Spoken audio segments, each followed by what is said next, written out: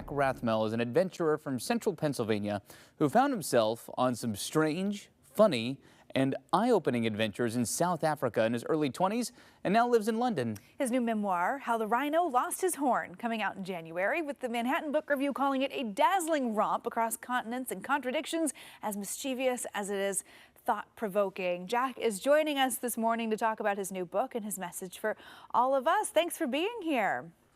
Thanks so much for having me. Yeah, great to have you. Yeah, so let's talk about this. What drew you to South Africa initially?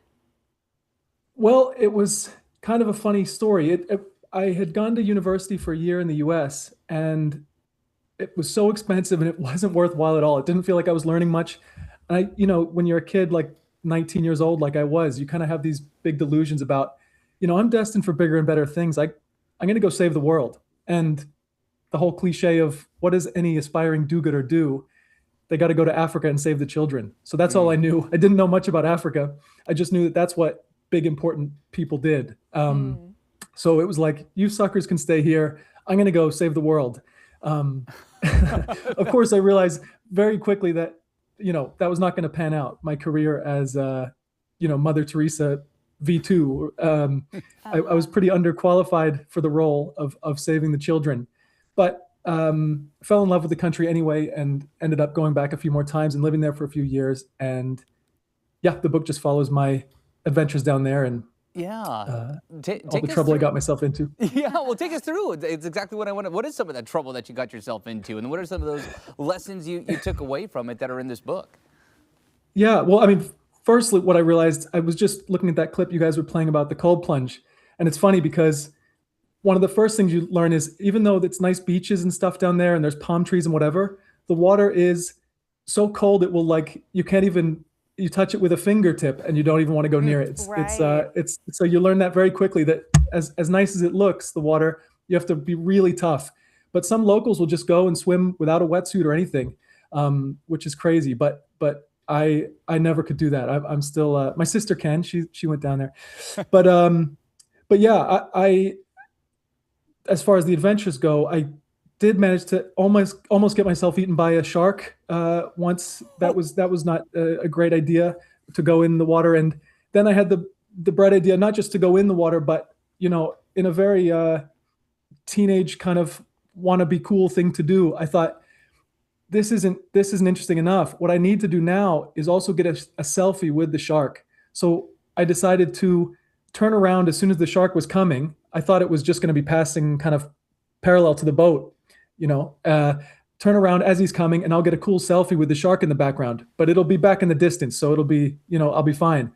And of course, right as I turn around, that's when the shark decides to attack the cage.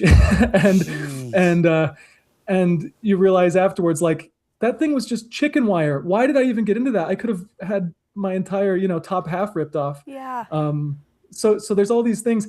And I spend a lot of the book really questioning why, I think of myself as someone who likes to be quite well-reasoned and calculating with what I do and not be too silly.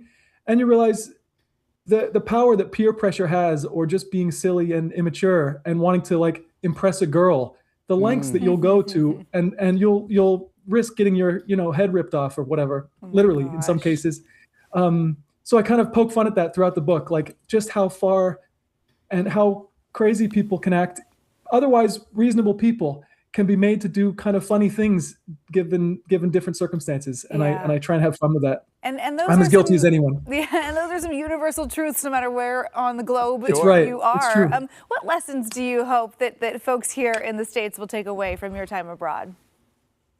Yeah, I mean, I think it's not just about, you have to like South Africa and you have to have a plan to go there. And it's more, like you say, these are universal truths, and it can really just be about where we're kind of people that are curious about the world and want to learn about different people and cultures and places.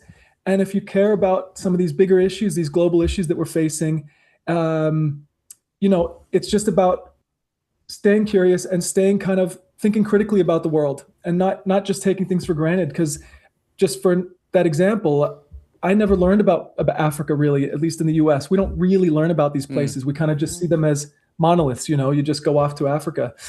And, just to really be curious and to keep questioning things and to be, don't be afraid to think independently and go against the grain and don't just follow the kind of prescribed track. Yeah. And Yeah.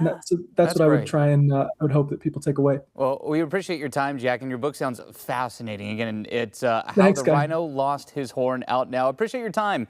Take care. And again, you can find that now. Get your copy wherever you are already shopping for your books. You can also find more info with this story on coin.com. There you go, a little travel inspo.